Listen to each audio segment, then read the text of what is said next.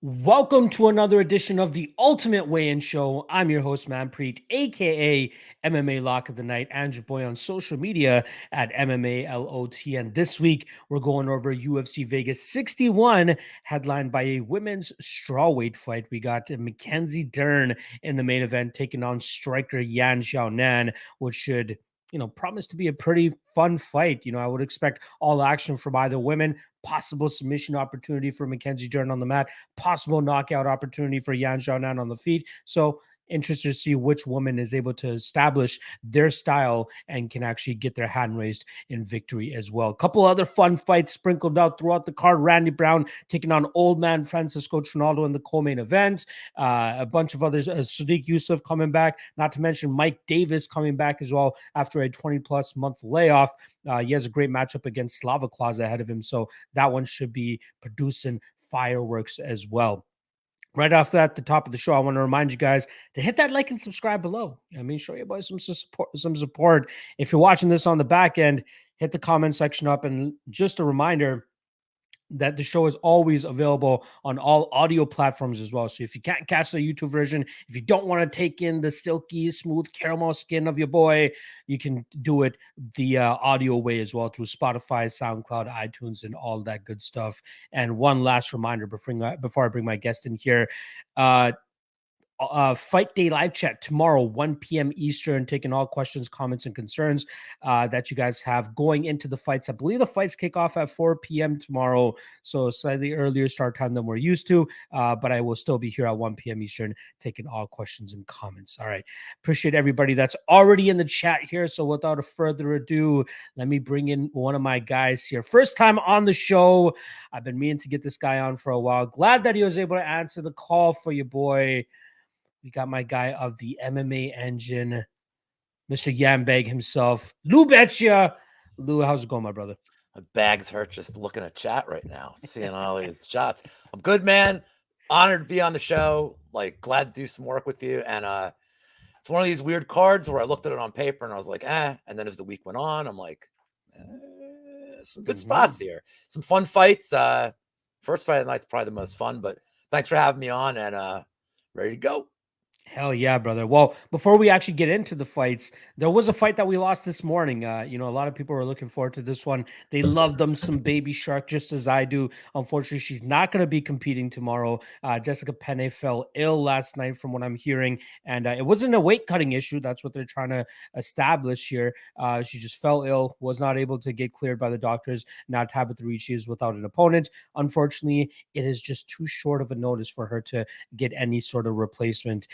Without getting too deep into that fight, did you have any type of betting angle on that fight that you wanted to take? And did you think that Ricci was the rightful favorite there?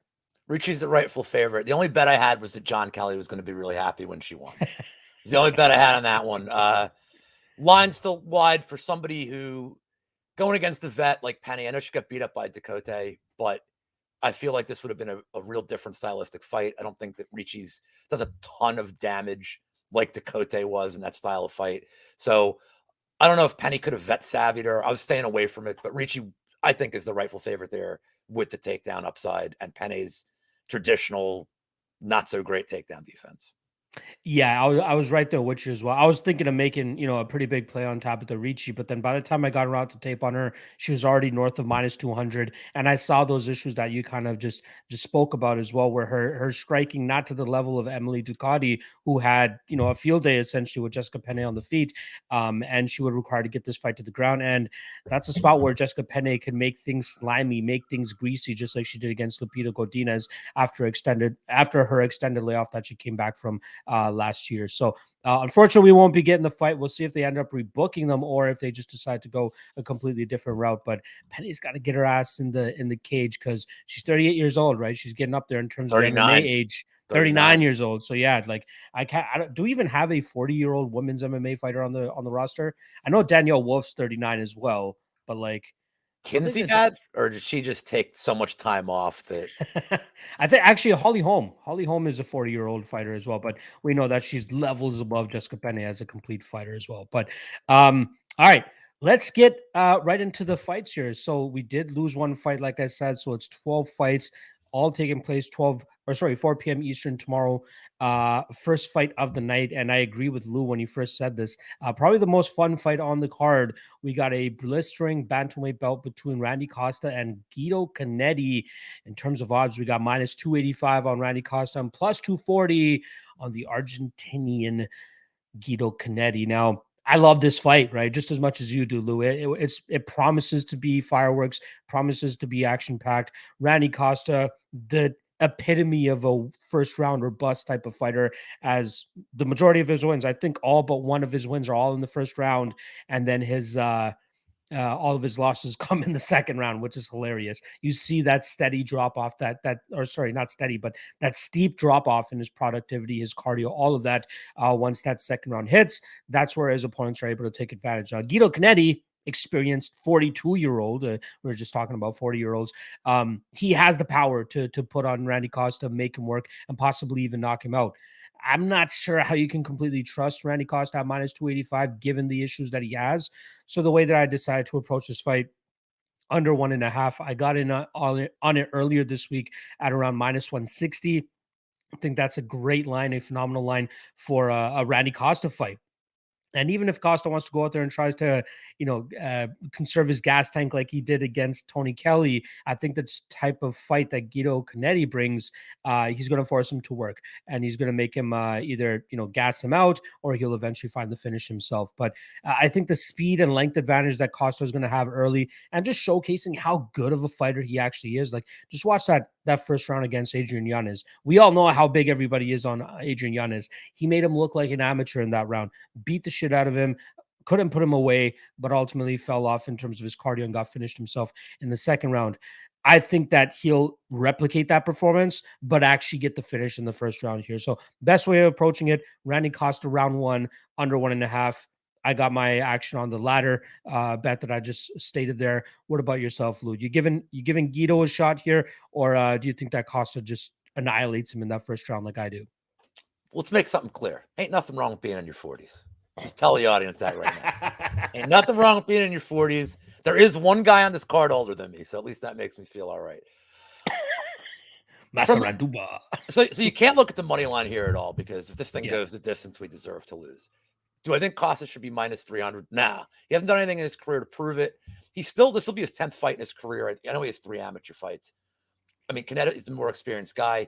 If you look at Cannetti and what's the knock on him? It's his cardio. I don't think it's a factor here.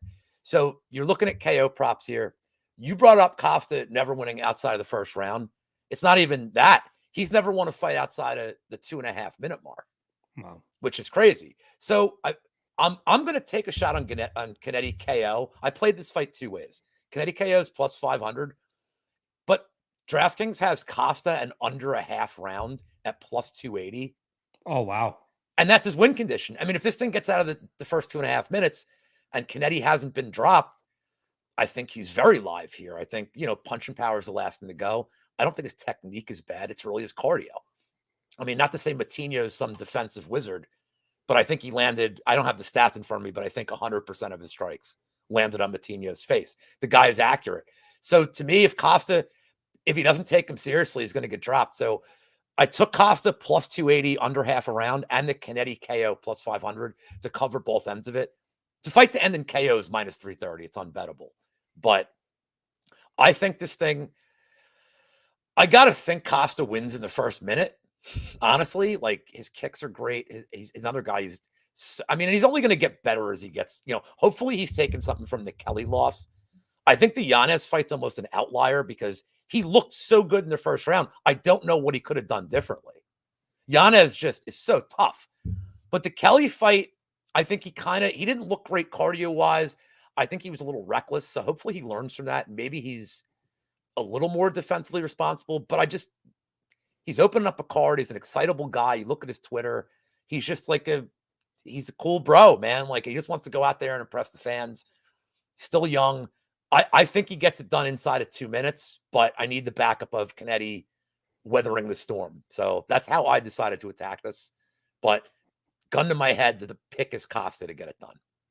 Yeah, like one of our guys, Liam picks fights always says ABC, right? Always back cardio, and it's hard to lay that type of chalk on a guy like Randy Costa. But this is a fight where props probably will be able to make your most money. I like the angles that you provided as well, but I think both of us are kind of in the boat of hopefully this ends within 7.5 minutes because that would be great for our bankrolls. Be shocked if it did. I have the under in a parlay too. I mean, if this thing Yeah. goes after a round and a half, we probably deserve to lose that one. Exactly, exactly. It kind of does remind me, I will say this, it kind of reminds me of the Mano Martinez and Guido Cannetti fight, but we know for a fact that Randy Costa has dog shit cardio. Like with Martinez, we were kind of just thinking that he had dog shit cardio, but he was still able to go out there the full 50 minutes. But here with Costa, we have visible and constant evidence that this guy's cardio is just absolute dog shit. Martinez had, and remember, Martinez was coming off losing his coach too, so there was Yeah. a lot of drama in his camp that week because he didn't come out his usual explosive self in that one No. either. Yeah, he was very much composed there. All right, let's move on to the next fight here. We got a women's catchweight bout at 140 pounds. Yulia Stoliarenko, I like to call her the Lithuanian Ronda Rousey here. She's going up against Chelsea Chandler, who's making her UFC debut. Pretty much a pick 'em here, Lou. We got minus 115 on Stoliarenko, minus 105 on Chandler. If you shop around enough, you could possibly get minus 110 on either fighter. I'll let you kick this one off, man. What are you thinking here between these two women? Does Chandler get her hand raised in her UFC debut, or does the veteran, I guess we can call her now, Yulia Stoliarenko, pull it off? These odds are strange to me because I didn't see anything on tape with Chandler that really impressed me, and she ducks her head in a lot on entries when she's trying to come in to get close range in a boxing range. She ducks her head a lot, and that just makes her prone for a takedown. And I think one takedown ends this fight from Stoliarenko. Wow. I realized that JRC, like, say what you want about her, but she was coming off getting armbarred by Egger. You knew her whole camp was don't get taken down and get armbarred. And Stoliarenko did it with ease. I'm more impressed with the Alexa Davis fight from Stoliarenko. Yeah. She showed some toughness. And I don't know that Chandler has finishing ability. I mean, she's 2 finishes and 2 decisions in her history. I don't think she's some legendary finisher. Stoliarenko round 1 sub at plus 600. If it ain't broke, don't fix it. I mean, that's her winning condition. I love it. But back it up with just her money line. It's such a good price. Like, you don't need to get greedy here either. Also, like, take a poke on her money line at minus 115. I don't think Chandler finishes her. And if Stoliarenko does get a takedown and doesn't submit her, she's still going to win the round. She's still going to control her. She does it 2 out of 3 rounds. I think it's an easy win. She's also proven her cardio is decent in the 3rd round. She doesn't wilt. Maybe she throws a little less volume, but she's tough and she doesn't wilt. So unless Chandler has some legendary 3rd round in her, I see Stoliarenko probably winning the first 2 rounds. Plus, you get somebody making a debut. You never know. It's butterflies. I realize we're going to have a weird environment with no fans. But to me, I think Stoliarenko is vet enough to get this to the ground, avoid any kind of, weird boxing range as best she can, and eventually sub her, probably in the first round. Yeah, I largely agree with you on this matchup. I've been a big fan of Yulia Stoliarenko just because she's just her fighting style. She's aggressive. She's always in entertaining fights. The one thing I'll never forget is her fight against Yana Kunitskaya, where Kunitskaya just wanted to like cage push her the entire time and just beat her up there. And you see Yulia actively trying to like fall to her back and pull her into her guard, and you see Yana just keeping her up. Like usually when people get into that cage position, they want to drag their opponent to the ground. That's the ultimate goal. But Yana was like, nah, I know you want to take my arm home with you back to Lithuania. I'm going to keep you up here and I'm going to try to punish you here. And she was able to win that fight just based off control. That's where my concern slightly lays here with the Chelsea Chandler side, right? She's 28 years old. We got to assume that she's going to be making improvements. But like, when we see her win, a lot of her wins come from just her controlling her opponents up against the cage. Like she's still very green, she's still very and she's just using her physical capabilities or attributes to kind of just control her opponents. That's really about it. Like there's no real like finishing type of upside on her other than when she fought that 40-plus-year-old Olivia Parker, who had just gotten to where she got because of her physical traits. She was a big woman in her own right, and Chelsea Chandler was able to land a big shot on her, eventually choke her out. But in this fight against Stoliarenko, you nailed it. I was impressed in the Alexis Davis loss. I had a good chunk of change on Alexis Davis that night, and I was sweating my balls off more than I should have. Little dicey. Right? Way too dicey. But Stoliarenko, like, she just showcased, man. She moves forward, she throws big shots. She wants to get you to the ground, but a lot of it is set up with just reckless striking. And I just don't think that Chandler's striking is there yet to take advantage of that. My only concern is if Chandler just tries to cage push her and just tries to control her up there, because she could be the stronger woman here, right? She could definitely have that into her advantage. But I think at a certain point, Stoliarenko will be able to get this fight to the ground. And I think eventually she will be able to work that submission too. I just have a little bit of pause for some reason in regards to betting this matchup. I do agree with you, Stoliarenko. Even Stoliarenko straight up by sub plus 300, not a bad spot either, even if you don't want to take the round one combination. But You yeah, know why you have pause. I know why you have pause. why do I have pause? Because the line shouldn't be what it is. You would think the line Maybe should be that's what it is. Maybe subconsciously I'm like, why is the line as close as it is? at you.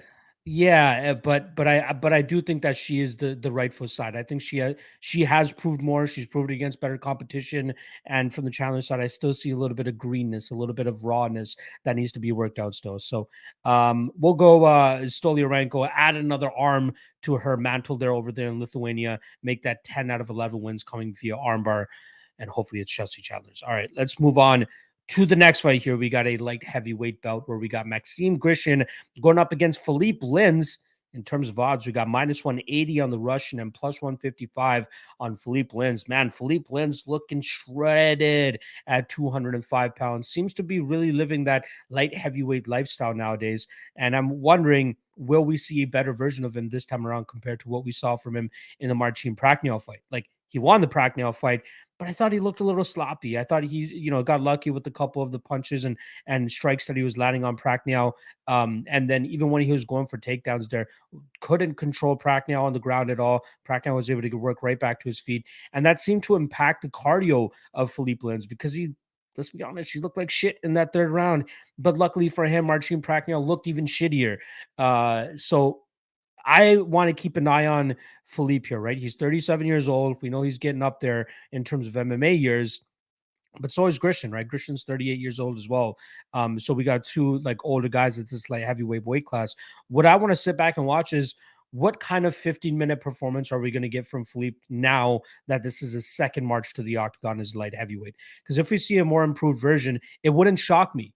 You know what I mean? If this was closer to a pick 'em, I'd probably have a bet on Grishin here, knowing he's the more legit guy in a sense that like he's a better minute winner. He'll likely have an advantage pretty much everywhere except power. And I think that should be enough for him to win this fight. But I don't want to count out the possible improvements that we can see from Lins. His issue always in the past has been like he's a little bit low volume. He allows fights to pass him by, just as we saw in the Andrei Arlovsky fight. He like overcalculates things, right? Like he's just waiting for that opportunity to land that big 1-2 so that he can rock you, drop you, hurt you, and all that. But like, can he translate that into being something more now? Can he throw more?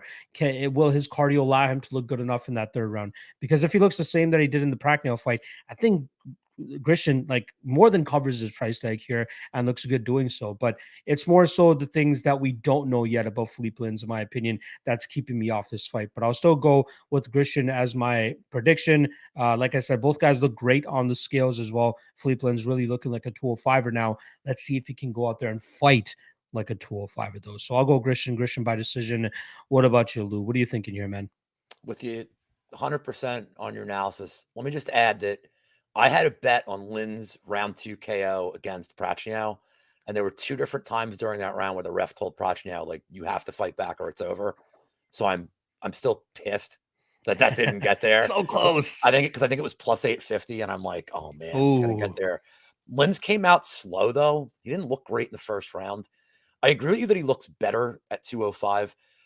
The one thing that has me leaning toward Grishin the most, and I don't really care about his age, like I'm not trying to make a blanket statement about these older Russian fighters, but they seem like they're just, this conditioning is like, it doesn't matter. Like 38's like being 30 for them. It doesn't really matter. Like the volume of fights doesn't really affect them.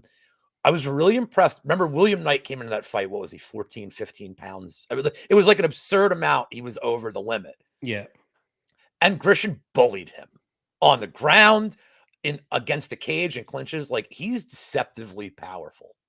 So I think Grishin can win this fight anywhere. I mean, obviously you don't really see this hitting the ground, but if it does, I can't imagine Grishin's going to be in any kind of trouble unless he's mounted.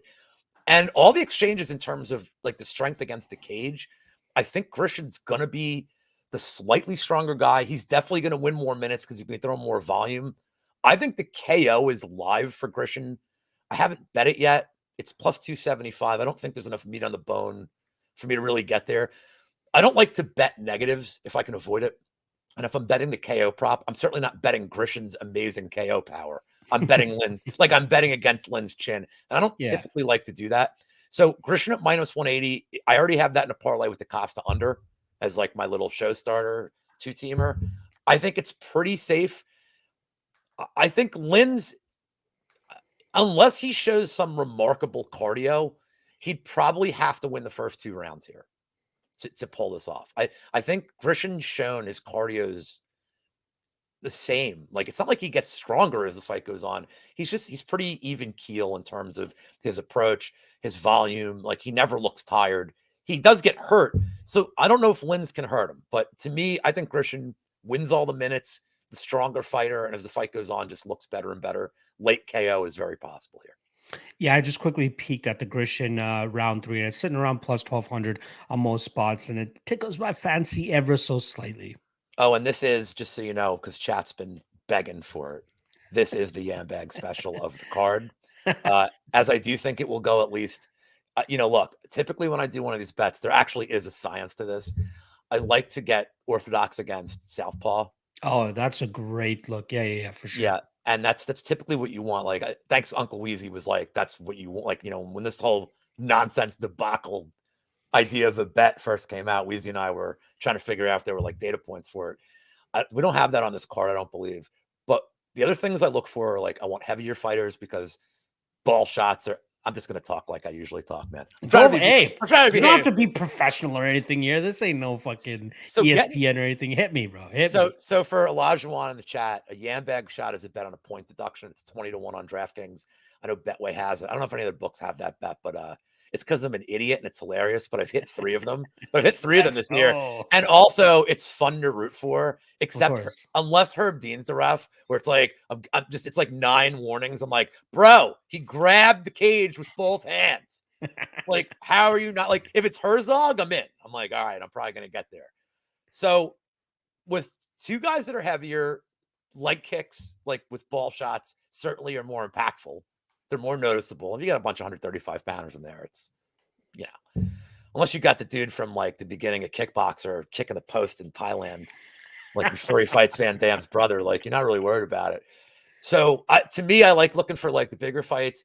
If they have a grappling upside, I look for it. Like if one guy's a grappler, one guy isn't because the cage grabs. But realistically, you're looking at 2 punchers. The eye pokes are in play. Grishin does have some kicks, so Yambag's possible. And 20-1. Look, man, $5. I make that in a week. It's nothing. So $5 on that to win 100 and have some fun with it. And then like look at Twitter and be like, Lou, get there. I'm like, yes. What was the last one was Negramanu and the guy that he beat, right? Pretoria? No, it was Negramanu and it was either in Chukwi or I can't remember, but it was like Negramanu won by a split decision and people thought we were getting a draw. And it was like 5 eye pokes in the second round. And it was Herb Dean. I'm like, God damn it. Dude, stop warning him. He's bent over in his corner like this. Yeah, I think it was the Nzechukwu fight. That's the only fight that he's gone to a decision. The other one was the Alexa Kamor fight that went to a decision as well. Right. So like that's the last Yambag one I hit. I think Selecki had one. I didn't take it on that one, but Selecki had one. That was back in March. Usually is it like a standard plus 2,000 or does it vary depending on the fighters? There's been one fight where it was plus 1,800. You want to guess what it was? It was at heavyweight. Do you want to guess who was in it? No, he's a known cheater. So at heavyweight, he's no longer with the UFC. Man, it's going to take me a while to jostle my brain. What are we talking? Greg Hardy and Tybura. Oh, was plus 1800, and the only reason it didn't get there is Tybura just like stomped him and didn't give him time to cheat. But yeah, I looked at it, like plus 1800. I'm like, did I move the line? Did I actually influence this? Because I had people like blowing me up, like this is the Yambag bet of Yambag bets, and I'm like, yeah. And then I looked, and I'm like 1800, like they know. Still good value. But. Oh, for sure. Especially like again, known cheaters as well. Like even just going back and looking at these guys' fights and just seeing which ones. Costa is a known like eye poke to get a break guy. I mean, not in his last fight, but against Vittori, he did it like 3 times. I mean, All right, let's get to this next fight because I'm gonna get you to kick this one off for us. It's a middleweight fight between Brendan All-In Allen and Krzysztof Jotko. In terms of odds, we got -125 on Krzysztof and +105 the return on Brendan Allen. Funnily enough, at the weigh-ins, Brendan Allen goes to shake his hand, and Krzysztof Jotko is like, "Oh, now you want to be friends?" Because for those that weren't following either of these guys on social media, Brendan Allen has been calling out Krzysztof Jotko for a while. I think he called him a pussy, called him scared, all this type of stuff. And now when they're face to face, he decides to shake the man's hand. And Krzysztof Jotko, he'll go along with it, but he was clearly pissed off. Like, oh, now you want to be friends. What are your thoughts on this matchup, man? It's an interesting stylistic matchup. Curious to hear your thoughts on this one. What are you thinking? This seems to be one of the bigger Twitter debates this week. I think which is weird to me. Like, there's people that are pretty strongly on Jotko because they think he'll avoid mistakes, whereas with Allen, yeah, he's prone to mistakes, but he's probably going to be the more action fighter here. So I took a little bit different approach here. Like, gun to my head, I'd pick Jotko just because I feel like he can stay out of trouble. So this fight, to me, I think fight goes the distance. It's incredibly reasonable at, I think it's 165. The over 2.5 is -190. Fight goes the distance -165. I think this fight goes the distance 9 out of 10 times, especially the way Jotko fights. If there is finish equity, it's probably on the Allen side. But if you look at the shift in judging we've had, they want more action. They're more prone to look at damage and not just pitter-patter stuff as much, unless it's like Jocko's fight against GM3 where there wasn't any damage, but it was really one-sided for Jotko in terms of just punches landed, even the takedowns. If there's takedowns here, I think it's going to be, and I think there will be, it's going to be really interesting because Jocko's not afraid to go for him, but he doesn't do much with it. And Allen's no slouch on his takedown defense isn't great, but he's no slouch on the ground and getting reversals and getting in top position. I don't know who's going to do any damage in this fight because Jocko's so defensively responsible that if I'm going to play a fight goes the distance prop in a fight where I don't think there's going to be any damage, I'm playing fight to end and split decision at +450. If Tim Troiano's listening, my guy Tim. Oh, did we lose you? I like the 450. But on top of that, if you're going to bet a split decision, you got to bet both guys to win by split decision to back it up because you profit the most that way.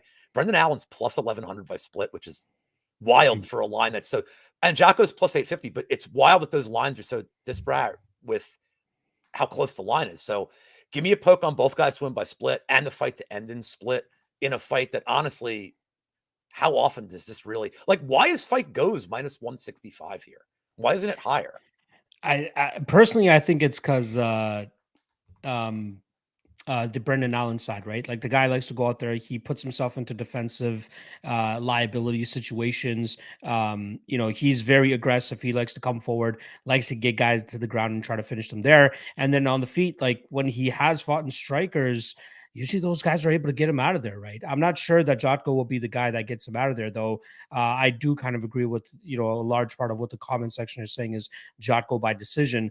But I don't mind his money line either. At -120, I do think he is the better overall fighter here, right? Like Allen is a solid jiu-jitsu player. His striking is still coming along. It's not really that much, right? Like he throws big strikes, but he's not really throwing in combinations. It's more so just to close that distance and get his opponents to the ground. Outside of that, like I think he very much struggles to really assert himself in the striking. I do want to quickly say in regards to people like shitting on Jotko's output and all that, yes, significant strikes are the main ones that like usually count. But like when you like go into the fights and look at these statistics, like total strikes, for example, in the Gerald Mearshart fight, significant strikes, he landed 65. Total strikes, he landed 130. Go to the Eric Anders fight. He significant strikes landed 66, but total strikes landed 101. Alan Almadovsky, significant strikes, landed 43, total strikes 111. Like he is active, like he is throwing punches, he is trying to dish out damage. But people just want to look at the significant strikes and be like, "Oh, this guy, he's too low volume. He doesn't do anything." He does enough to win these decisions. Like he outstrikes his opponents enough to win these decisions.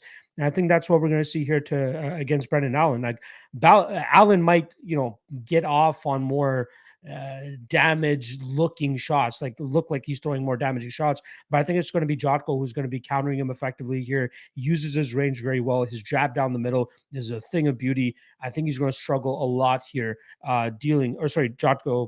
Allen is going to struggle a lot with the striking of Jotko here. And Jotko has a good enough takedown defense that even if he does get taken down, his get-ups are pretty good in my opinion, that I think he'll be able to nullify the majority of Brendan Allen's success on the mat. So I think we see Jotko keep this upright for the most part, touch up Brendan Allen, win this fight over 15 minutes. That's it. He outstrikes him, and that's how I think he ends up getting his hand raised here. So I took a shot on the minus 120. Obviously, it hasn't really moved much now. It's only up to minus 125 on certain spots. But I think he's the side in this matchup. And I honestly think that Brendan Allen has largely been overrated, man. Like I love the guy. I think he's a great fighter, but I just like minus 300 against Jacob Malkoun. He won that fight by the skin of his teeth. I had the decision prop, man. I had Malkoun decision at plus 850 a week. I was like, it was so close. But I think Allen did win that fight. Like, I don't think it was a robbery. But it was a close fight, though. Oh, so close, man. Yeah, you want to talk about value on a losing bet, Malkoun and your Malkoun by decision. I absolutely value on that losing bet. But even going back to the Kaldakis fight, right? That's a fight where I still was like, I was on the Brendan Allen train back then, right? And I took the chalk on him that night, and I'm watching that fight. I'm like, there's no way this guy should have been minus 300 here. Like maybe we're just underrating Kaldakis a little bit too much going into that fight. But I just don't think that Brendan Allen is usually worth that minus 300. I think the line is correct here at that minus 125, minus 120-ish for Jotko and plus 100 the return on Allen. But we'll see. I'm going to go Jotko. I'll go with my Dragon Ball Z tattooed guys. That's what I'm going to back.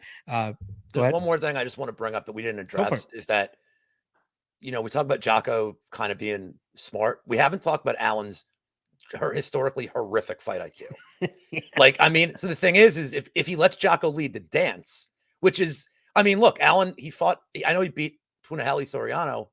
If I said that name wrong, I apologize. Sorry, I'll say Soriano. You nailed it. But he decided to have a stand-up battle for 15 minutes, which, okay, ill-advised. And then against Malkoun, where he probably should have kept it standing, he decided to be on the ground at the whole time. So you got to figure if that's the case here, then are we getting 15 minutes? We're getting a 15-minute striking battle. If we do, Allen probably has the more powerful shots, but Jotko could just jab him and stay at range for most of it and win minutes. So if Allen fights his fight, it's hard to take Allen here. Yep. Shout out to our guy Uncle Weezy in the chat. Love that. He heard his name. Well. He heard his name before when we were talking about yam bags. So that's probably what it was. All right, let's get to the next fight here. We're going to be talking about a fellow Canadian of mine, Jesse the Body Snatcher Ronson, going up against Joaquim Silva. In terms of odds, we're looking at minus 145 on Silva, plus 125 the return on the Body Snatcher. Now, Jesse, 35 years old. I'm not going to lie, looked a little rough on the scales to me this morning. Looked a little rough at the face-offs as well. The guy made weight. The guy's a professional. Obviously, he's going to make the weight. But I'm wondering, if he is really starting to come to the twilight of his career, right? I'm wondering if this might be one of the last 5 fights that we ever see him compete in. Now, he should have the striking advantage here. Great combination striker. Has some good power in his hands and his kicks as well. I've been following this guy even since his regional days because he fought for a couple of shows that I had my hand in up here in Southern Ontario. And I thought he was special, man. I thought he had all the chops to go out there and be very successful in the UFC. He gets signed to the UFC a couple fights after fighting for the promotion that I was working with. And he just gets lined up with killer after killer after killer. Michel Pizarro loses a split decision there. Francisco Trinaldo loses a split decision there. And then he ends his initial UFC career by losing to Kevin Lee via decision as well. The one thing that at least two of those three guys all had in common was the fact that they were able to get the fight to the ground, and that's where Jesse Ronson struggles the most. We saw it in the Rafa Garcia fight as well, where Garcia got him to the ground and choked him out. I'm expecting Neto BJJ to hone in on his nickname this weekend and look to get this fight to the ground and try to get Ronson out of there. You'd expect him to do that as well, considering he's coming off of 2 knockout losses. You know what I mean? That's not a good look. So with his job likely on the line here, I'm expecting him to pull out all the stops, look to get this fight to the ground, and try to look for a submission. But the angle that I ended up going with, Lou, is the under 2.5. I'm expecting pure violence in this matchup, whether it's a knockout from the Ronson side or a submission or even TKO from the Joaquim Silva side. I'm expecting both guys to come out with a fire in their belly to try to get that win. And I think that's going to translate into a finish of some sort. I'm going to lean with the Joaquim Silva side. I do think that he'll be able to get it to the ground and work that submission. But again, the bet that I would recommend, if any, is the under 2.5. Hope for some violence. If you want to pay up for the fight, doesn't go to decision. It goes all the way up to about -175 to -200, depending on the bookie you're looking at. But the under 2.5 around -140, -150, me likey, because I'd be surprised if this goes all the way to that third round. But Silva would be the prediction. What are you thinking here, Lou? 100% there with you. This is one of my strongest plays on the card is under 2.5. I just told you I don't like bet negatives, but when you have a double negative like this, it's kind of easy to see. I mean, like Ronson, I mean, even the fight that he won that got overturned, I thought he looked all right. But how long ago is that? I mean, you can't even, as he's aging. And the thing is I feel like he's an older 36. We talked about Grishin being 38 and being fine, but like Ronson, I don't think is a young 36. He's taken some damage. Not a great look in the Garcia fight. In fact, he didn't even look great on his feet. I thought Garcia looked way better on the feet. And then as soon as it hit the ground, he was outmatched. I don't know that we could trust Silva. Like, all your points are valid. He's going to want to avoid getting hit again, coming off 2 bad knockouts. I just hope we can trust them to go for takedowns. If it stays on the feet, the KO from either guy is live. I know Ronson's got a better chin, but Silva hits he's got some serious power. On the ground, it's one-way traffic. So I'm with you. I lean Silva. I looked at Silva's in the distance prop. It's only +145. His money line's -145. That tells you everything you need to know about how they think this fight's going to go. So I'd rather save 5 cents, take the under, and give me Ronson to maybe find the chin of Silva again. But I do lean the Silva side here. Under is the strongest play. Yeah, I hope I hope Ronson pulls it off, just as, Canadians and MMA, not really the best in the UFC over the last couple months. Hey, man, I root for all my Philly guys. and your co-host, Clint, consistently bets against everybody from Philly. He's like, no, I don't. I'm like, dude, you're like your last 30. You have a spreadsheet of this? I'm like, you're 0-15 against the Gracie Gym. Like, you've literally just keep firing against them. So I think the last time I bet against a Philly guy was Court McGee and Jeremiah Wells, and that didn't go too well. Oh man, I did club and sub that week, and it was Lags and Luke, and they were like, all right, Lou, like, tell us why Wells is gonna win. And I'm like, I can't. Like, I just like McGee here. I'm gonna go. And then I felt like an idiot. I mean, it took 1 minute. And I mean, you don't expect Court McGee to get flatlined like that, but I'm like, he's gonna vet savvy him in the second and third round. And I learned my lesson with Wells. I mean, I can only think of the Blood Diamond fight. I can only envision him just falling over in 5 seconds and being like, oh my God, I'm going to bet this guy against a vet. Like, it's a big leap up in competition. So anyway, but that's MMA, right? Like, that's MMA though. When you have a guy with big power early like that, and a guy like Court McGee that will likely take it on the chin, sometimes he eats it, sometimes he doesn't. That night he didn't eat it. And I also forgot, I did back Damon Jackson as well over Pat Sabatini. So I lied. I have faded Philly guys and come out successful at least once. I didn't like the number on that. I was going to take Sabatini but then knowing all the stuff that Damon Jackson went through, really hard not to be happy for him. And, of course, I honestly didn't even know that until after the fight. I'm like, oh shit. And he's one of the good dudes out there. for sure. He gives his time to our community. Yeah, he's very accessible, which is really cool. And he does not have boring fights. Not at all. Not at all. All right, let's get to the next fight. It is the prelim headliner, unless they shuffle the card with Tabitha Ricci now off the card. But it should be old man Oleinik going up against Ilir Latifi. In terms of odds, we're looking at -190 for Ilir Latifi, +160 the return on Alexei Oleinik. Lou, I'm gonna let you kick this one off, my friend. What are you thinking here between these heavyweights? And good God, how thick is Ilir Latifi nowadays, bro? What are you weighing at? 250 something? God. He's looking good. Yeah. So like another narrative is how do you choke out the man with no neck? Is the big narrative here. So, man, this is tough because it's hard not to.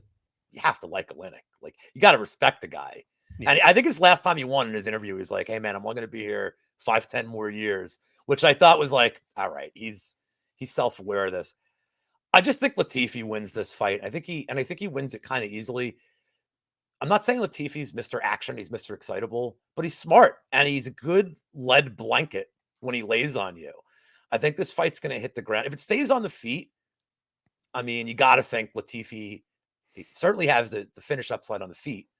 If it hits the ground, I think Latifi's defensively responsible enough to avoid sticking his neck out there and getting choked.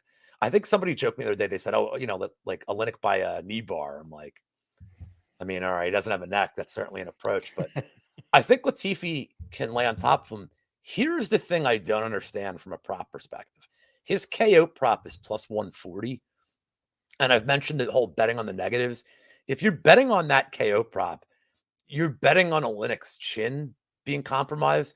But if this fight stays on the ground and it's just Latifi laying on him, then, I mean, I don't see why the decision isn't live. I know people don't really like betting that kind of bet, but Latifi by decision at plus 300 is, I haven't gotten there yet, but it's kind of an interesting look if he just lays on. And look, if he's up 2-0, is he really going for a finish in the third round? No, he's going to lay on top of him until the ref says get up, and he's just take him down again and do it again.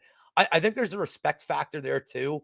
I don't think it's almost like Latifi's not going to really try to rage kill him. So I think Latifi can do enough on the ground. I think the price tag's about right, but I don't. Oh man, it sucks, man. I don't want to bet against Oleinik.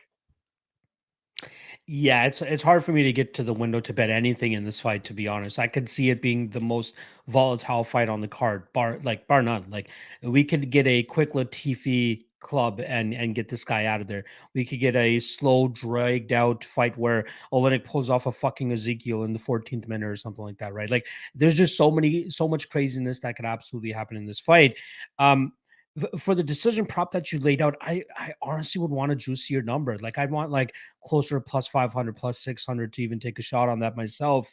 My other concern here is so I'll just lay it all out there. My official prediction will be Latifi by knockout, right? But I think that knockout only really has legs in the first 3 to 4 minutes of this fight, because after that, this guy huffs and puffs pretty bad. But like Oleinik does the same thing too, right? And now here's the other caveat I want to throw out there.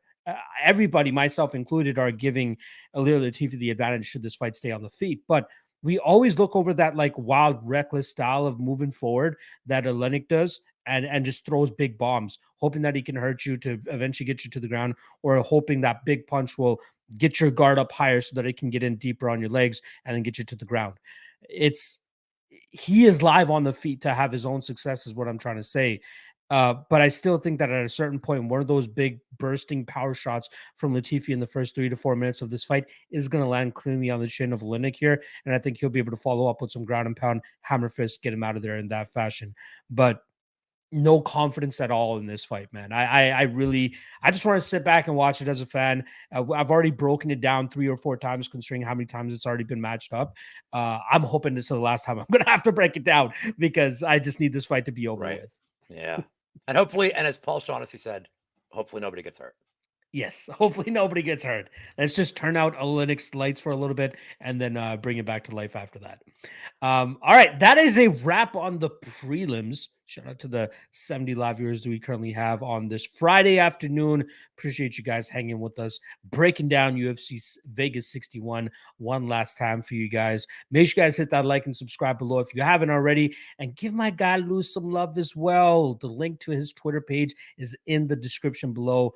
Just click that link, hit him with the follow. I promise you guys will get some giggles and some good advice as well from my guy Lou. The guy just cracked 1,000 followers as well. That means he is a legit MMA personality now. There's 1,000 crazy people. It means there's 1,000 crazy people out there. There you go. Make sure you guys go check him out. A very fun follow and a very great dude as well. All right, let's get to the main card here. Some fun and juicy fights to talk about. First of which, the return of Beast Boy Mike Davis. He's going up against Vyacheslav Borshchev. In terms of odds, we got minus 180 on Mike Davis, plus 155 the return on Borshchev. Interesting fight here. Everybody can just go and say, hey, if Mike Davis just watches the Mark Casey fight, he should be able to replicate that and do the exact same thing to Borshchev. But my concerns lay more so outside of the cage, right? I'm wondering what Davis has been going on in his personal life, with the injuries that he had to deal with, the possibility that he has long COVID, which is something that he kind of talked about. That kept him out of the action at the end of 2021, where he said he just could not get his cardio in check and ready to go to actually get into live action.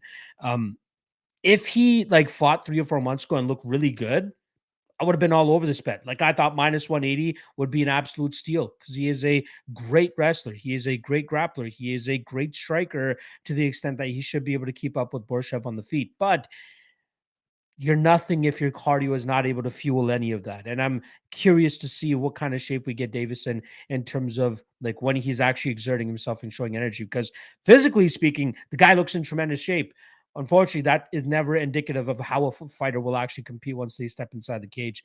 So if we get a great performance from Mike Davis this weekend, I'm hoping that it's a 15-minute fight so he can gauge his cardio as well. Then I'll be happily, backing him in the future at chalky prices. But one thing that people are overlooking from the Mark Casey fight for the Borshchev side of things is, he got 11 takedowns there, meaning that Borshchev managed to get up at least 10 times. That's a lot to just keep picking or, taking somebody down, trying to control them getting back to their feet, and then you having to try to take them down again. That will gas and tax your cardio a lot. And that's kind of my concern here with Mike Davis. If he can establish that top control, if he can establish or even get a finish early here against Borshchev, this could get a little bit greasy should it go down into the third round. And Mike Davis has landed 7 takedowns, but he looks like he's starting to slow down. Borshchev will absolutely smell that. He'll be like a fish at, smelling blood in the water. A shark. Sorry, what am I talking about? A shark smelling blood in the water and go after Mike Davis. We know that he loves his body shots as well, so he'll definitely be digging to the body to try to tax that cardio even more. But if we get even 75% of the Mike Davis that we know and can rely on, he should be able to cruise pretty easily in this fight. So prediction is Mike Davis by a decision, but this is a sit back and watch spot for me. Let's see what kind of Mike Davis we're coming back to. If all systems go, I'll happily back him in the future. But as of right now, it's just going to stay as a prediction. What about yourself, my friend? What are you thinking here? Is there any merit to the issues that I'm bringing up, or do you think I'm just overblowing it? Not only is there merit to it, it's why I'm going the other way. When I see a guy that withdraws from a lot of fights, I mean, you brought up the COVID thing. I mean, look, they're the same age too. Let me get that crystal clear. They're not the same point in their careers, but they're a year apart. Borshchev's only 30 years old. I want the guy who's active. I always want to take the fighter who's been active, and it's not just that Borshchev is active getting fights. It's that Borshchev's active at his gym. He's a striking coach. I mean, this guy is working with some of the best fighters out there. And Diakese wet blanketed him and did no damage, but Borshchev's get-up game is pretty good. It's a concern that Dakota Bush was taking him down. I get it. But we can't assume that he's going to be the same fighter fight to fight to fight. I got to assume that, I have to think that all they're working on is his takedown defense. Not his get-up game even, just his takedown defense. Borshchev's cardio is pretty good. Again, his cardio looked fine against Diakese for how often he was in bad positions. Davis, look, his win against Mason Jones, maybe not aging great at this point from what we've seen from him. I think Davis, look, if this is in a video game and there's no external factors and it's just skill sets, I think Davis wins, but I can't make that bet. I can't get to him as a favorite. I think they both have finishing equity. I don't think Borshchev has decision equity. I think for Borshchev to win, he has to win by KO. Do I think a late KO is possible for him, though? 1,000,000%. I really do think he can get Mike Davis out of there. It's dog or pass. It's KO dog or pass. I've not made a play on it yet because I'm terrified that Mike Davis could look. I mean, honestly, there's a way he could look minus 500 here. And that's what's scaring me off it. But it's going to be wait and see for me. But I think this is a really interesting this is the first very interesting live bet spot on the card for me. If Davis is taking him down, but Borshchev just keeps getting up and there's no damage done, you can get Borshchev at +3 something, maybe higher. Might be worth a poke at that point because, like I said, Borshchev, he's never really looked tired to me. Yeah. So I think he's going to have a cardio advantage as this fight wears on, and getting him at a good, really good underdog price late. When I think his only chance is a finish, you're not worried about the scoring at that point if you're taking him live. You're not. I mean, the only way he gets decision is if he lands a lot of body shots, and Davis just is so tough that he takes it. But man, the way Borshchev hits, I don't think a lot of people can really withstand him when he's locked in. So pass for the betting side for now. Looking to live bet Borshchev after round 1 if he's shown that he can just take no damage on the ground. It's like you read my live betting tee up for this matchup as well, because I felt the exact same way, man. Like, I do think you can get Borshchev at a better line after that first round, but it's all indicative of how, or at least we should keep an eye on how Davis's cardio looks after that first round, and then decide whether you want to pull the trigger or not. And I want the dance, and I want to see Borshchev do the happy Russian dance. Of who doesn't? Who doesn't? Everybody loves themselves some Slava claws. It's. I would say it's, since you're in Canada, I'll just say it's un-North American. I not want to see that dance. Thank you for including us as well. I appreciate it. and to our friends in Mexico, like we're all included, there we go. All rooting for the dance, except for people that are friends with Mike Davis, I suppose, or Mike exactly. Davis, or Mike Davis bettors are probably not rooting for that dance. Not at all. All right, let's go to the next fight here. Catchweight bout of 140 pounds. We got John Castaneda going up against Wiley Cat Daniel Santos. In terms of odds, we currently have -180 on Castaneda and +155 the return on Daniel Santos. I'm going to let you kick this one off, Lou. What are you thinking here? Does Castaneda build upon his career best performance last time when he took out Miles Johns, or does Daniel Santos pick up his first win inside the UFC by pulling off the upset here? I think the Miles John win was great. The only problem I really have with Castaneda is he's such a slow starter. I mean, he started slow against Johns. He started slow against Wineland. And yeah, he got Wineland out of there. And like, look, man, I'm old school fan. I love Eddie Wineland, but knocking him out in the first round, I can't give too much credence to that at his career stage. The Miles John one was really good though. I don't really know what to make of Daniel Santos. I mean, the Arce win, he took that on short notice, right? No, I don't think that was short notice. I think he got signed and then took it. Okay. Santos was talking. I didn't really like how mouthy he was that whole build up to that fight. And he was doing all sorts of, like, the first round, he's going for all sorts of highlight reel ESPN level stuff on Arce, who is just so technical. Like, that stuff doesn't really work on him. And then his cardio was bad. He didn't look, by the 6, like, it wasn't even just his cardio. Arce was drilling him the body a lot. Like, Santos lost the will to fight. You could, like, he hung on. He's tough. I'm not taking that away from him. But he kind of lost the will. And he just, anything he threw at that point was like a Hail Mary. And Arce just pieced him up and looked so good doing it. It's weird how Arce can look so good and then so bad. Like, he has no middle ground, that guy. Like, because when he looks good, he looks like a title contender. But Santos had nothing for him except for spinny stuff. And I don't think that's not going to work here against Castaneda. I think Santos' only win condition is really, can he hit some highlight reel kick in the first 2 minutes? Because as this fight goes on, Castaneda's going to get the ground game going. He's going to stay out of danger. He's going to have a tremendous cardio advantage here. I think he wins by decision. I think the price tag's justified. So give me Castaneda here to win. I'm not going to bet the decision because you're not really getting a big price jump to do it. But he's a good parlay piece here. And on the main card, I don't have a ton of bets yet because I just, like we're talking about Yusuff before being -1100 in some books. Like, there's just some spots that I don't love yet on the main card, but this is one that's definitely a parlay piece for me. Unfortunately, I'm going to be on the other end of the bet here for you. I do like the Daniel Santos side. Now, I see a lot of people giving him flack for the Julio Arce fight, and I think, like, you nailed it in regards to, like, there's days where Julio Arce looks like a killer, and then there's days where he loses to Brian Kelleher, right? Like, there's just those types of days. But one thing that RC is really good at is he's very good defensively speaking. Like if you look at his UFC stats page, you're talking about a 69% striking defense rate. Like it's very hard to hit this guy.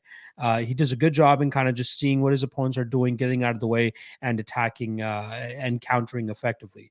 Now Daniel Santos was like the one pressuring the entire time, but he just couldn't hit him because RC just striking defense is just so goddamn good.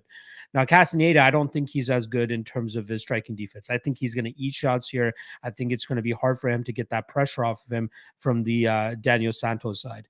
Like digging into the regional tape of Daniel Santos, he's going up against legitimate competition and looking good doing so. Like he's stopping takedowns. Like I don't even think that path is going to be there for Castaneda if he is getting outstruck on the feet and looks to take this to the ground. I think that we'll see Santos stuff the takedown should they come his way.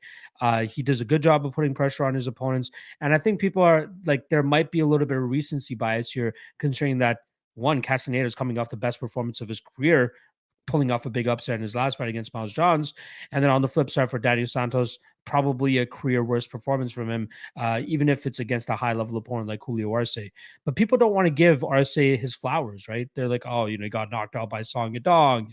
He's losing to all these other guys. No, and he's he is legit. He is super legit. technical boxer, man. I agree. Yeah, but like people are just shitting on him, saying, "Oh, losing to a guy like Arce, of course he's going to lose to Castaneda." That's first of all, MMA math never works out. And secondly, this is a completely different stylistic matchup. Like you said, he was a slow starter against Eddie Wineland, but I think the reason he started slow there is because Eddie Wineland was the one putting pressure on him, throwing big shots, making him stay on his heels. And I think that's what we're going to see here from Daniel Santos, keeping him on his heels and just battering him from the outside with shots, throwing his spinning shit, his flying shit, whatever it is. And for Castaneda, like I think it's going to overwhelm him at a certain point. Also, Santos training with lightweight champion, Charles Oliveira, coming out of a decent gym that's really exploding on the Brazilian MMA gym scene now too. So, gotta believe that he wants to continue to bring that or hold that flag high for these guys and get his first dub inside the UFC here. I really think the Castaneda love is slightly getting a little bit overblown just because of the last performance. And I think that if Santos can take charge in the striking the way that I think he could, I think he'll be able to maybe catch Castaneda, put him out. I think his KO prop was around plus 500, if I'm not mistaken.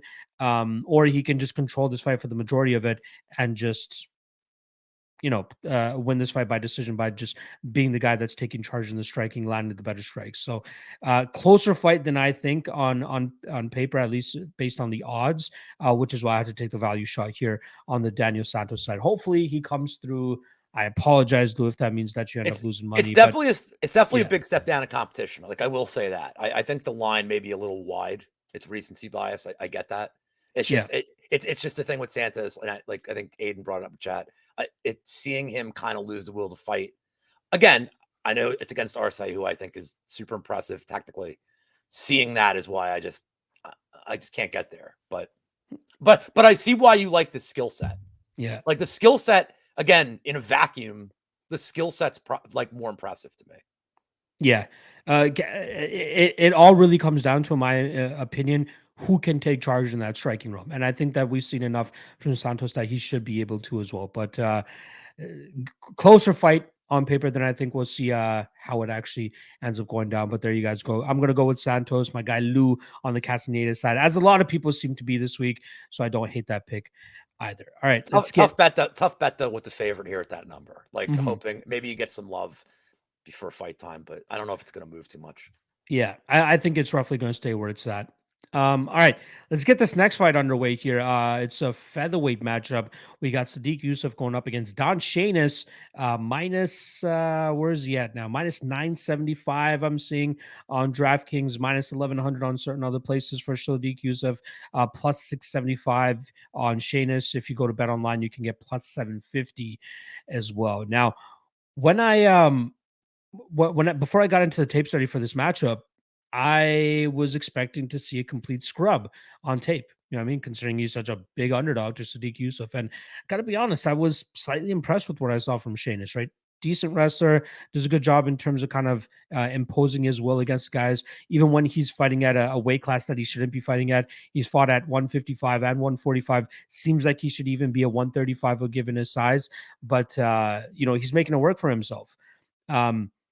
He has, like I said, good takedowns, good top control, and even in the striking, he'll obviously be at a striking disadvantage here. But I love the fact that he just throws those calf kicks. Like, that's one kind of ace in the hole that I don't really see a lot of fighters using, but I think they should, because it really immobilizes your opponent. It really slows them down and it gives them something to think about. And if Shainis can kind of stay active with that here when he's trying to look for his entries to eventually get in on the takedown, he could just stay active with the calf kicks, and I think that should be enough for him to eventually open up that takedown opportunity.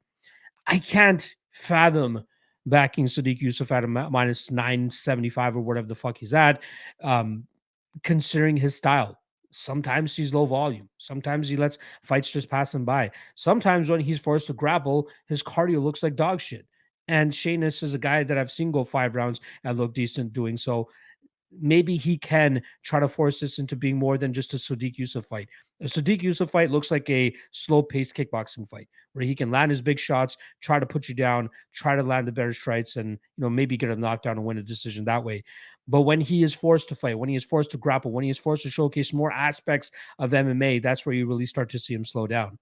So if Shainis, first of all, I think Shainis can make this more competitive than plus 700 indicates, right? Not saying he's going to win, because the ultimate prediction still comes down to Sodiq Yusuff landing a knockout blow here and getting him out of there. But minus 150 on Sodiq Yusuff by knockout is still a little iffy, right?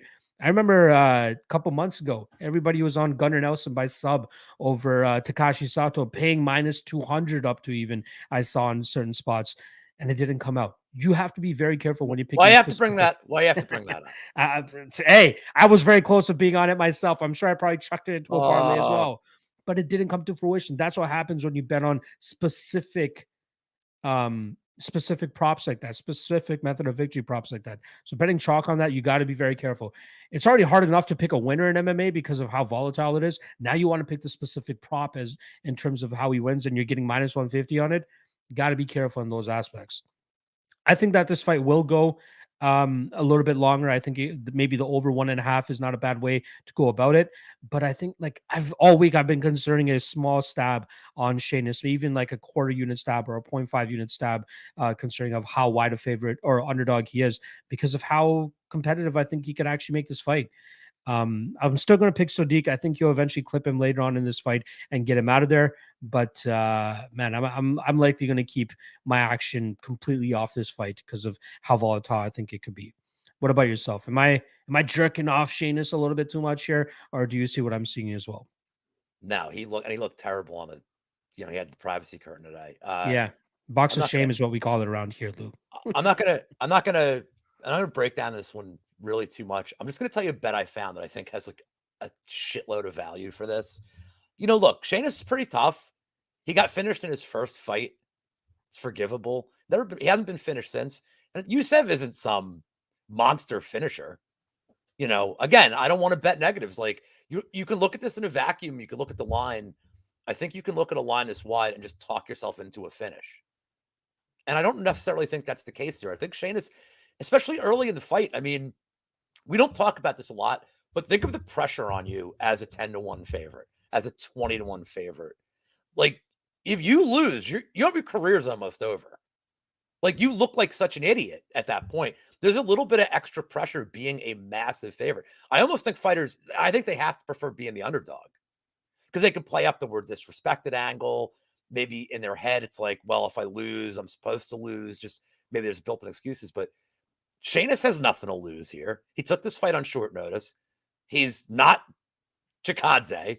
So this is a step down for Yusuff. Sodiq Yusuff to win and over 1.5 rounds on DraftKings is minus 135.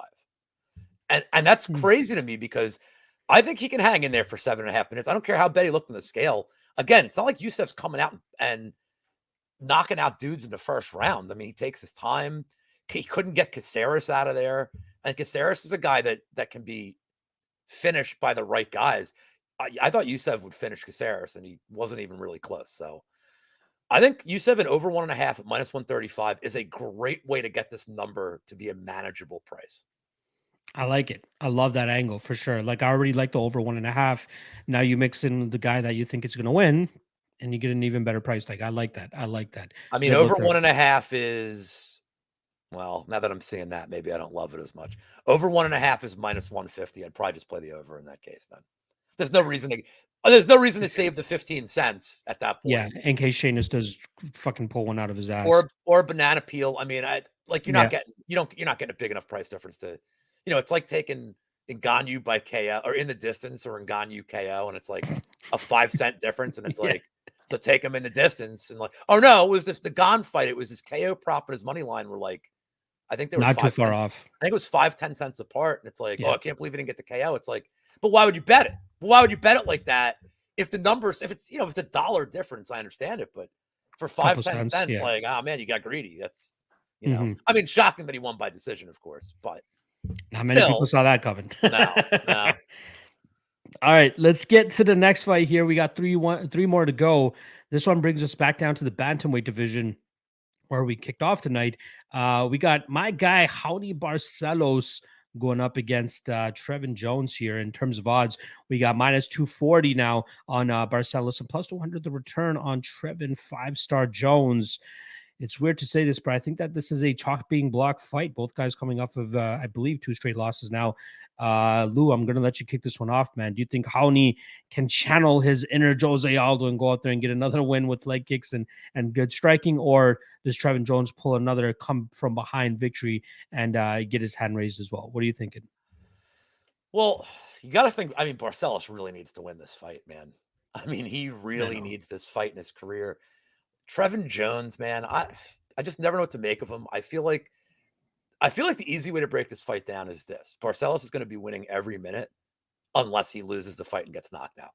But I think he could very easily win all 15 minutes. He's pretty durable. He's pretty tough.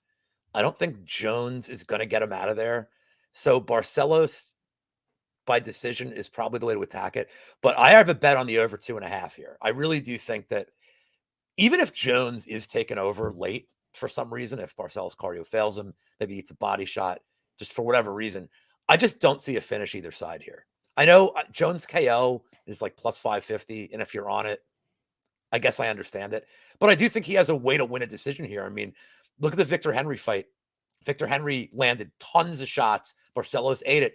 I don't see a reason why Jones can't do that here, but I don't see Barcelos.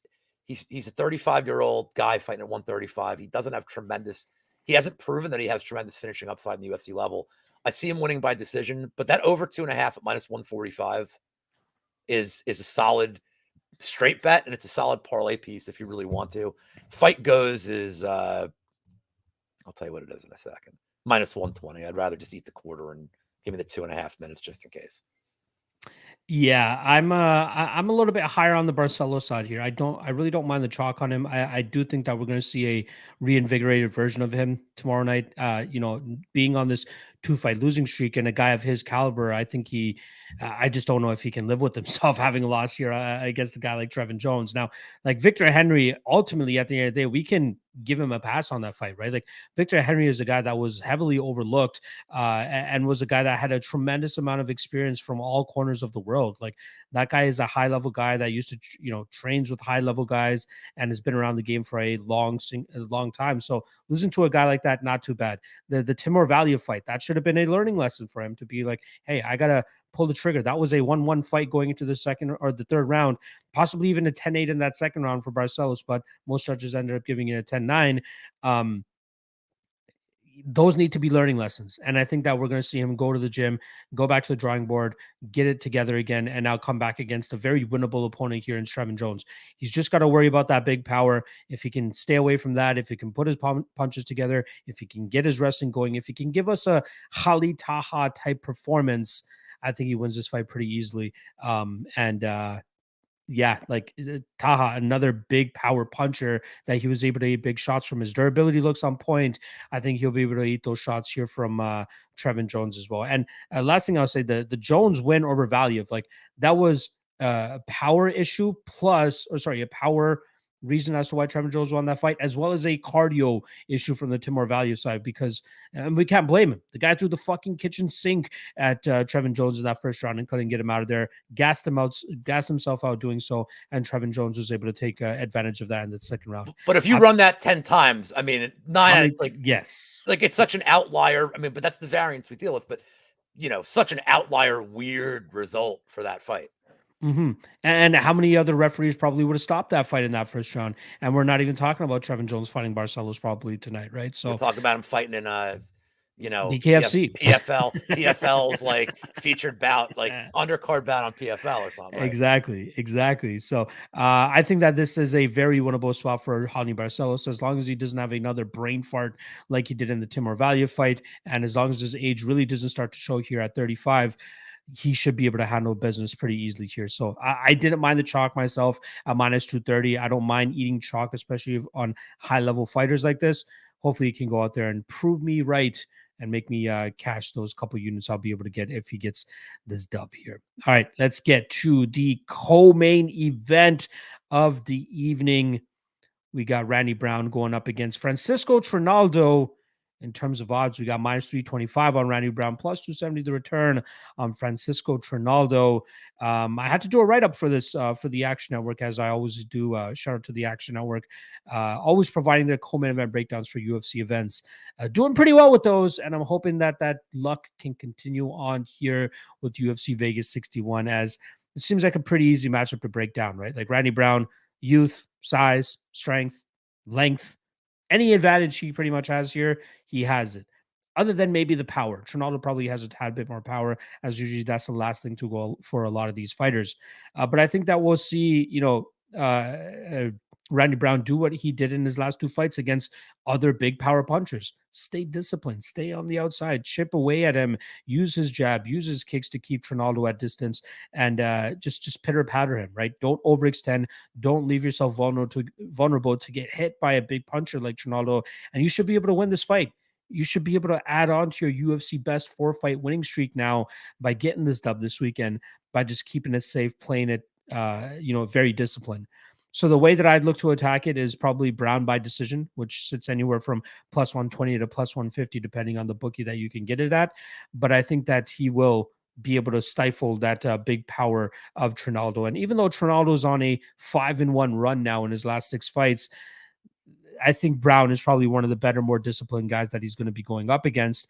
And everybody thought that Danny Roberts was going to be that guy, but Trinaldo had different plans that night. As the striking defense on Danny Roberts leaves a lot to be desired at times.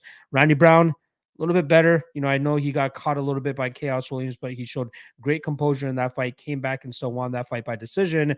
I'm thinking he could showcase the same thing here against the old man, Francisco Trinaldo. So give me Randy Brown by decision. What are you thinking here, Lou? You going with your fellow 40-year-old trying to get the dub here, or do you think that Randy Rude Boy Brown rolls here?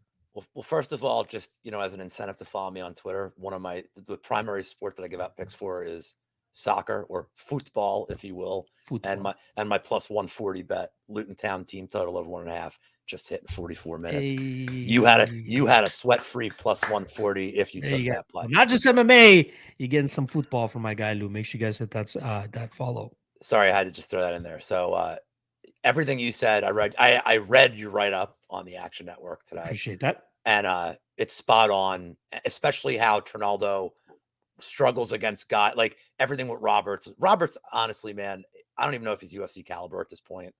He's, I can't believe I lost my bet on Ameev against him.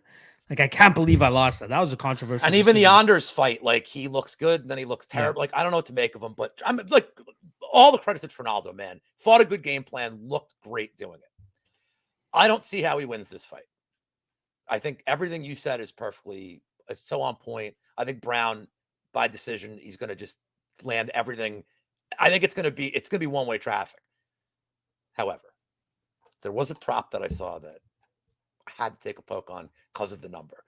You look at Brown's 2 losses. You're going to know where I'm going with this in about 30 seconds. You look at Brown's 2 losses. He lost in round 2 to Luque. He lost a weird knockout to Nico Price in round 2. That was a wild one. Which is like 1 out of 1,000. But his knockout losses are in round 2. Trinaldo round 2 KO. I know. Trinaldo. I don't see, by the way, I don't see juju out here, Lou. Don't you put that juju out here. Not saying I have a bet on Brown, but just for the sake of my Action Network record.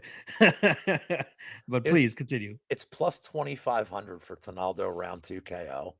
And I'm like, how do I not throw something on that? Like, it's how do I not throw like $5? Like, again, this doesn't have to be like a huge, you don't have to bet like a ton of money on it. It's one of those things, especially because I plan on having Brown in a lot of, he's a parlay piece for me in a lot of ways. Yeah. The Brown decision is going to be a straight bet, but Brown money line, because I think he has finish potential here. I think he has crazy submission potential here too. I mean, he has won with a one-arm choke before. Like, Randy Brown's he's like, I think nobody gives him credit for this. He's very creative. He's a unique, creative fighter that's hard to train for. Like, he has so many different wrinkles of his game, and he improves every time we see him. I think the guy's super impressive. It's mental lapses. Like, that has cost him. Could he have a mental lapse? Probably not here. I think he's just going to be so dominant and the decision's going to happen. But having that Trinaldo round 2 KO gives me like that slight little hedge away. Like, all right, I lost the parlay, but like nailed this. It's okay. But I think Brown decision is the perfect way to play it. And the line is, honestly, it's probably not even wide enough. I'm honestly like, I hate playing decision props. I really, really do. Because like, Yeah, you got to clench especially your in a butt fight like cheeks for this. 15 minutes. You know, Yes, I hate it. I'm much more of an unders guy, a violence guy. But even those end up coming to shit every now and then, right? But like this one, the only thing that scares me is the speed advantage he's going to have here and how often he's going to be able to ding up Trinaldo. We really have to bank on Trinaldo's durability here, because if it doesn't hold up, this will be an easy KO win for Brown. But I think for the most part, we're going to be able to see Randy Brown land on him early and often, and hopefully for the majority of 50 minutes to get home that decision victory as well. All right. Let's get to the main event. But quickly before we do, shout out to the 100 live viewers that we currently have with us on this Friday afternoon. Appreciate every single one of you guys. Lou has plenty of things that he has his hands involved with. I'll get him to plug that for us after we get into after we finish the main event breakdown. But the main thing that you guys should be following him on is his Twitter page, and I have that linked in the description below. Give that a click. Give the man a follow. I promise you guys won't regret it. And make sure you guys hit that like and subscribe below as well. Show your support for this channel too, because we truly appreciate you guys coming out every Friday to support your boy and every single guest that I bring on the show as well. All right, let's get, and by the way, I love that there's been a couple guys that keep calling Randy Randall.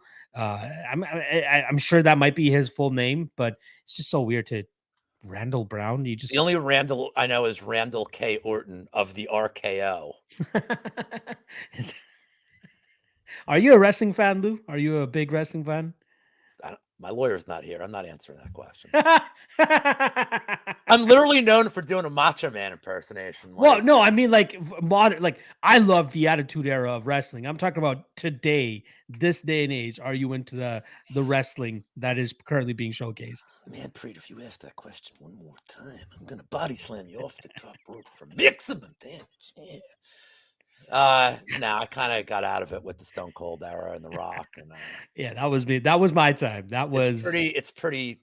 I mean, although Vince McMahon retiring is like so interesting because retiring. Hey, Lou, he's gone. Well, retiring. yeah, I know. Well, Triple H taking over is kind of interesting because I know he's like really old school, like the 90s and 80s style, and I wonder if he could. I'll just say this real quick. I don't give a shit about John Cena as a wrestler. Great human being doing the Make-A-Wish. Yeah. Like, I respect that immensely. I don't want to see John Cena on my TV as an adult, but I don't pay money for it. Kids do, families do. And guess what they want to see? They want to see John Cena. So the thing is they don't care about me as a fan. They care about the next generation and the people with money that are going to spend on their product. And all that shit. So I'm I'm long gone for that. Like, I don't hate it. I wish them the best. But and if they're in Philly, like, I went to ECW all the time. If they're in Philly, I'll go. Fuck yeah. Yeah, dude. Hell yeah, dude. Oh my God. Like, give me all those Sabu. That was my shit back in the day. we used to go to Ray's, which is it's a bar in the movie Rocky, but Ray's is where a lot of these wrestlers like Raven and the Sandman used to go and get like fucked up. And we would like go after the show and we're like, oh man, like you guys were awesome. They're like, awesome, buy me beers and shots. We don't get paid. I'm like, okay. Oh, wow. And they were cool. And they were like, I don't want to say they were cool to hang out with, but it was like, you get starstruck once, then Of you see him there course. then you see him there and you're like, oh God, like I don't even go near him. I don't want him buying me. I don't want to have to buy him a drink. Like, so I'm old school fan, but not as much anymore. I'll like if there is a big event that comes to Toronto, I'll go check it out. Like even if I don't, I do not follow it. I do Sure. not. My brother does. A couple of his friends do, but they have an AEW show coming up here in 2 weeks that we got tickets for. I don't know what to expect. I don't even know who wrestles for AEW. I just know who. Jericho. Oh, Chris Jericho's there? Shit, I Yeah. had no idea. Yeah, I mean, like I'm just showing up there and hoping it's a good time. That's it. I'm just gonna get shit faced and enjoy myself. I don't care if I'm gonna be yelling profanities with kids right beside me. AEW is apparently like the new age ECW in a sense, is it not? Like it's like the cool hip wrestling promotion to be a part of. The So guy that owns the Jaguars, Jacksonville Jaguars, his son owns AEW. interesting. Tony Khan, All news to me.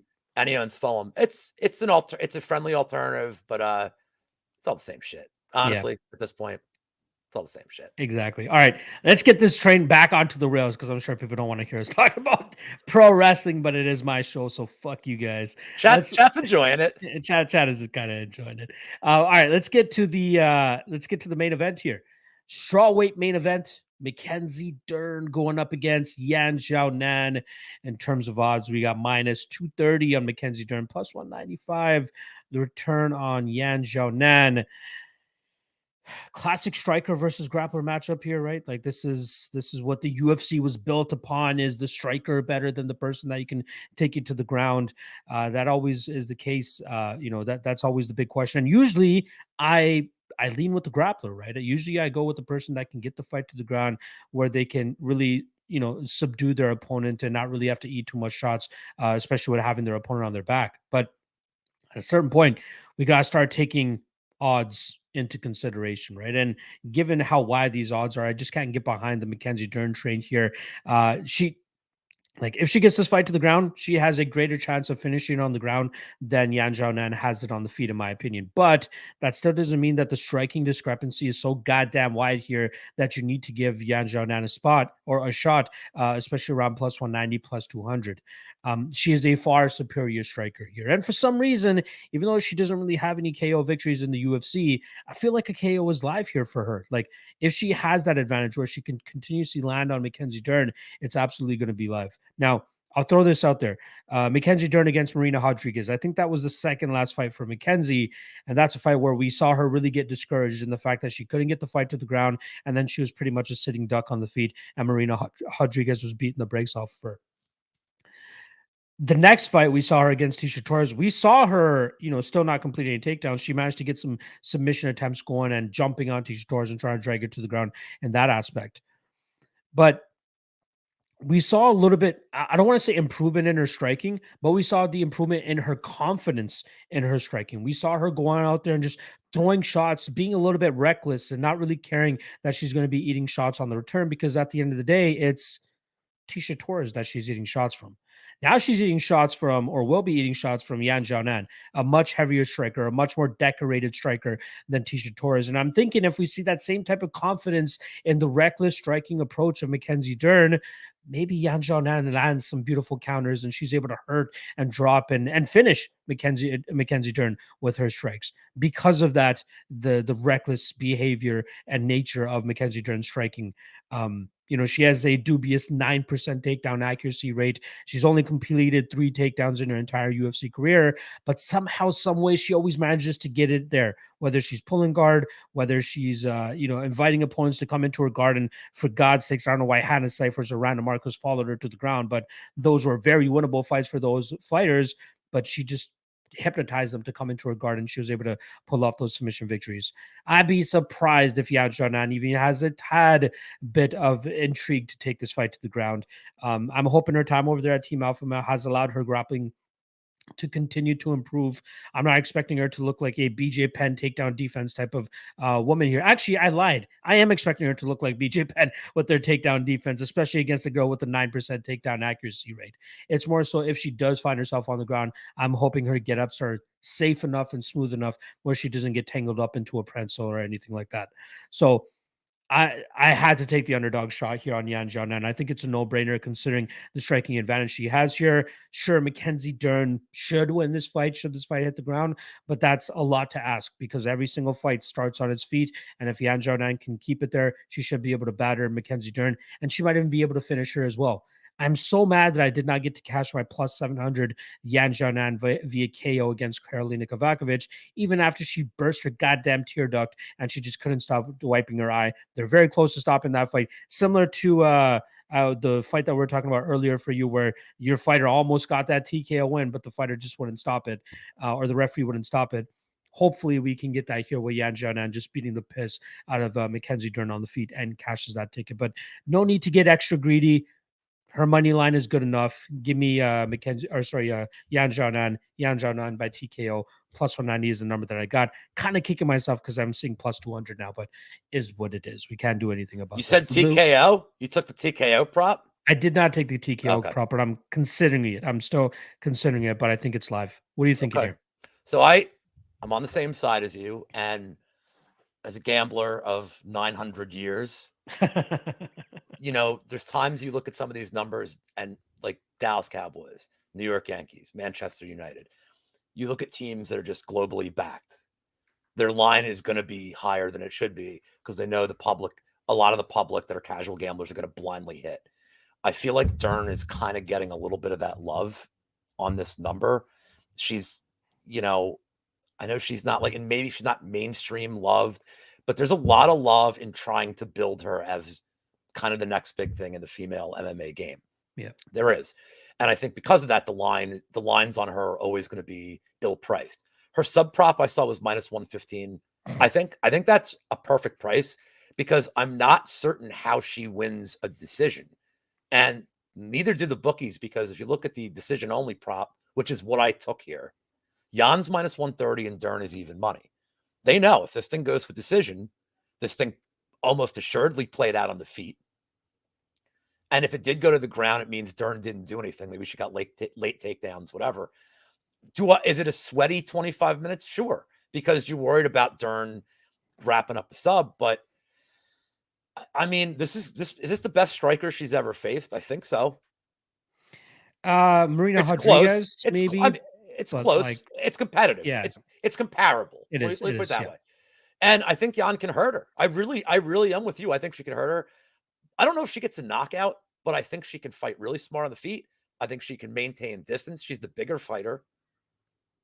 And I think she will, maybe she's going to win minutes. Any minute this fight's on the feet, I just don't see Dern winning it. So to me, it's Dern losing the fight until she wraps up a sub. If that's the case, I don't care that it's 25 minutes. Give me Yan here to win by decision, and I will take a poke on her money line as well. Minus 135 for the decision only is very reasonable for a women's fight that I think it more often than not goes the distance, even in a 25-minute fight. Yeah, I just want to bring up this quick comment here from my guy Costa. He's saying, as Locke says, what have you done for me lately? Dern coming off wins while Yan coming off losses, but nonetheless close fights, awesome stylistic matchup. That's what I'm thinking like the majority of public bettors do, right? They're just like, oh, how did you look in your last fight? That's how I'm going to bet you. You look great. All right, you're a bet. You didn't look good, I'm going to bet against you, essentially.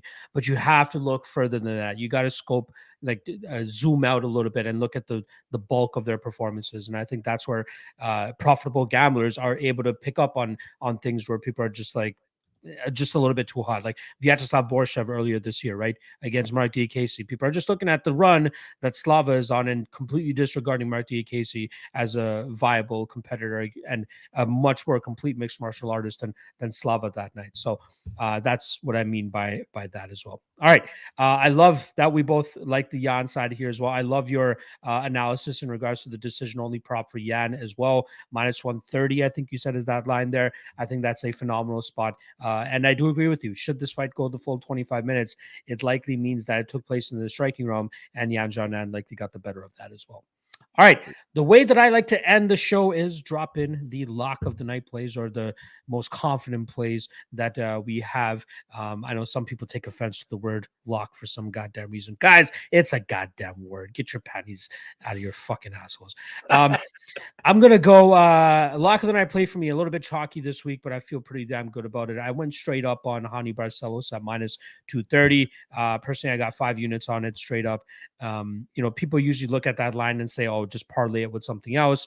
Maybe Randy Brown is that guy that you parlay it with. But there have been so many goddamn parlays that have bit me in the ass thinking that it's going to be a for sure spot, that I try to keep parlays out of my lock of the night plays now, and just to be straight up like a straight up money line better. The most recent example, Kamaru Usman get knocked out by Leon Edwards. If one of the greatest fighters of all time can bust your parlay, anybody can bust your parlay. So I won't be making parlays my lock of the night plays at all. So I'm eating the full chalk on Hani. Think he styles on Trevin, takes home a decision victory. What are you thinking here, Lou? What's the most confident bet that you'd like to share with the viewers here? I like the Ronson under 2.5 the most at minus 140. I just can't trust either one of their durabilities. Ronson has a huge liability on the ground. Silva's shin is a huge liability. They both have knockout power to end the fight, and Ronson definitely live to get sub. Under 2.5 minus 140. I like, as much as I like the Costa under 1.5, I'll take the one that's 40 cents cheaper, like all day for a lock play. So I'll say lock. I don't give a shit. Good. That's why I love you. And your name starts with an L too, so good, perfect. Well, my real name does not, but you know what I mean. Though. Shut up. Your name Lou, and I will accept nothing else. Works for me. I will also say the 2 plays that he mentioned, the under 1.5 and the Costa fight, the under 2.5 and the Ronson fight, are both plays that I am on as well. So if I give you guys any further confidence, make sure you guys hit that up as well. All right, Lou, I'm going to give you the platform one last time, my friend. What do you want to share with the folks? Where can they find you? Where can they follow you? Where can they subscribe to your shit? Let them know right now. I'll just go follow the MMA Engine. Since we have this week off, it gives me more time. I'm the IT guy of the company. Then they let me on YouTube. Brady lets me out once in a while to be on YouTube. But I'm trying to finish up everything for the Fight Studio really quickly. I've had some life that's gotten in the way of it, but we're almost done with it. So the first release. So I'm excited for that. So follow MMA Engine on YouTube. And then I'm doing a show in an hour and a half with Monk, break down DFF stuff. More of like me to just test out comedy at this point. Like, you already know my picks, but like, I'll just do weird shit on the channel. And then tomorrow I just want to promote this because it's a new thing. Tomorrow at 4:00, we're doing a live fight companion. I've never done one of these. It's going to be on Blood Money MMA's channel. He's a cool dude. Cody's a cool guy with Johnny K picks. My guy, Pat, Addicted to Combat, and we're going to be drinking heavily. We're going to be crazy people. And 2 of us are big live bet guys. So if you're just looking to degen as the fights are going on, like, we're going to be throwing out like our instant analysis of it, but should be fun. And it's different. And we'll see if I pass out before the main event. Because if soccer goes well, that'll end at noon. I'm on East Coast, Philly. Yeah. So soccer on at noon. And then I'm probably going to degen the Kentucky game in college football, which is going to prompt me to be like, well, I tell the girlfriend, I'd be like, well, I got to go out to the bar now. I got to go watch the game. So I'll go to the bar, and then I'll come back at 3:30 when the game's over. And I'll be like, fuck, I am hammered before the fight start. Thank God my bets are in. I'll like change my DraftKings and BetMGM passwords so that I can't log in at that point. And I'll just tell her, be like, change my password. Do not tell me what it is. It'll probably be something like, you're such an asshole. Like 1, 2, 3. Like 44 or some nonsense. Right. And then that'll be that. But should be fun tomorrow. And that's all I got on my end. And if you like to laugh, I try once in a while. I have some funny lines here and there. There you guys go. Blind squirrel finds a nut. There you go. Lou is one of the better guys in the game for sure. Yeah, I mean, one of the few guys that reached out and looked out for your boy during that whole debacle I was going through over the past 2 weeks. And there's only a select few guys that I know that would do something like that. So I truly appreciate that support as always, Lou. Let's do the fusion dance if we need to. That's all good. I don't know how to do the Fortnite dance. If anybody like. I thought you were doing the Dragon Ball Z fusion dance. No, I was doing I ended with a wrestling thing. I'm doing the, like the, oh yeah. Jeez, I'm just so sucked into Dragon Ball Z over the last couple days. I brought it back. There we go. Brought it back. That's a callback for anybody that doesn't know what that's called. All right. Make sure you guys follow Lou. Link is in the description below. The guy is a very funny dude, very great dude, as I've obviously mentioned, and you guys have seen over the last hour and a half. Hit him with that follow, and then check out that live stream that he's going to be doing with those guys, because I'm sure it's going to be fun as hell, especially with him being as shit-faced as he likely will be as well. For myself, I'll be back 1 p.m. Eastern tomorrow for the Fight Day live chat. Might be a little baked, maybe not drunk, but I'll definitely be baked. So maybe you guys can find some fun in that. Other than that, I'll be watching the shows.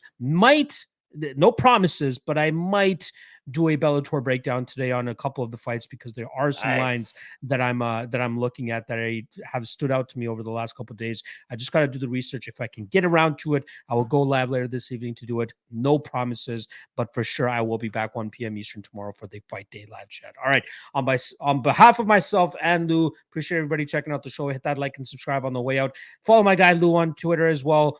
And good luck on your bets tomorrow, folks. We'll see you guys in 2 weeks. No event next week. Remember that. No UFC next week. So we'll be back October 15th to break down the Alexa Grasso versus Viviane Araújo card. All right. Good luck this weekend, folks.